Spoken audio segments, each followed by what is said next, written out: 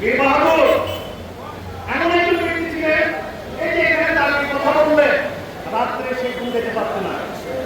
আমার এক ছোট ভাই স্বেচ্ছাসেবক দল করে, যুগ্ম আহ্বায়ক, নাম জিহাদ। সে কি করে? সে দেখুন যে আপনাদের এই যে আমাদের প্রোগ্রামটা হচ্ছে, এই প্রোগ্রামের সামনে থেকে নিজেকে আবার দেখে আমাদের এই প্রোগ্রামগুলো তার মোবাইলে ট্যাগ করে সে বিভিন্ন মিডিয়ার মধ্যে দিয়ে দেয়। ঠিক কিনা? ঠিক কিনা বলেন এটা? কিন্তু শুরু পর্যন্ত তাই দেখছি, তাই না? কিন্তু দুর্ভাগ্য, বীর বাহাদুরের অনুসরণ করে সেদিন তাকে থেকে পাখির মতো তুলে নিয়ে যে হাসপাতালে প্রেরণ করে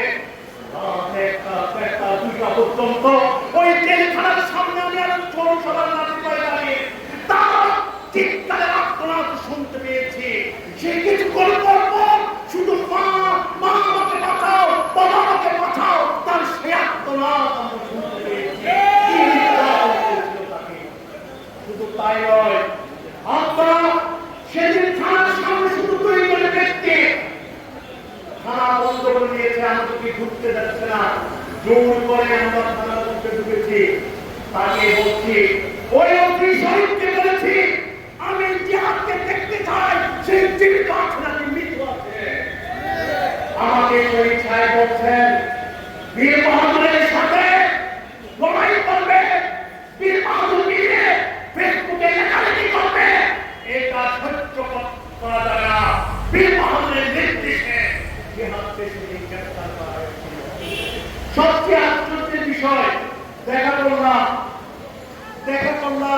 জিহাদ পাপ ভেঙে ভেঙে আমাদের সামনে আসলো। আমি আর নাতি পাই তাকিয়ে দেখলাম তার নাক থেকে অর্থের ব্লাড পড়ছে। সে নির্বাক করে তাকিয়ে আছে আমাদের দিকে। শুধু তাই নয়, সবচেয়ে কষ্টদায়ক কথা হচ্ছে যখন আমরা চলে আসি ওই পুলিশ শহীদের নেতৃত্বে কাঁথা মরে হাতে তোলে তার বুকের মধ্যে করে দিয়েছে। কি নির্মম হতে পারে।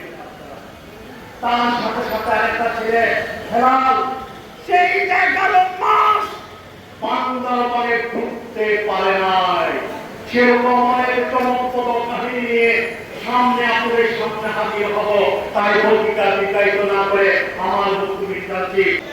দীর্ঘ 16টি বছর বিএনপির অসংখ্য দলীয় নেতা কর্মী যে গুম হয়েছে, আমরা তাদেরকে স্মরণ করি। গুম হয়েছে, মামলা দিয়েছে, তাদেরকে সত্তার সাথে স্মরণ করি।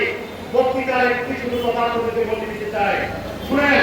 আমরা জানি আমাদের এই যে দুটা অঞ্চলে স্পেশালি রোমা, স্পেশালি শান্তি যে ক্রাইসিস হচ্ছে, এই ক্রাইসিসের জন্য আমরা সবাই ক্ষতিগ্রস্ত। কোটি কোটি টাকা, 500 কোটি টাকা ইনভেস্ট করে এখানে যে পর্যটন শিল্প, সেটা অত্যন্ত বেশি কঠিন অবস্থায় আছে। আমরা কেউ জানি না যে এটা কিভাবে ওভারকাম হবে। সুতরাং সবাই আন্তরিকভাবে প্রশাসনের সাথে তাদের কাজ মিলিয়ে রাষ্ট্রের স্বার্থকে সামনে রেখে, রাষ্ট্রের সার্বভৌমত্বের সামনে রেখে আমাদেরকে প্রত্যেকটা স্টেপিং আমাদেরকে পদচারণা করতে হবে।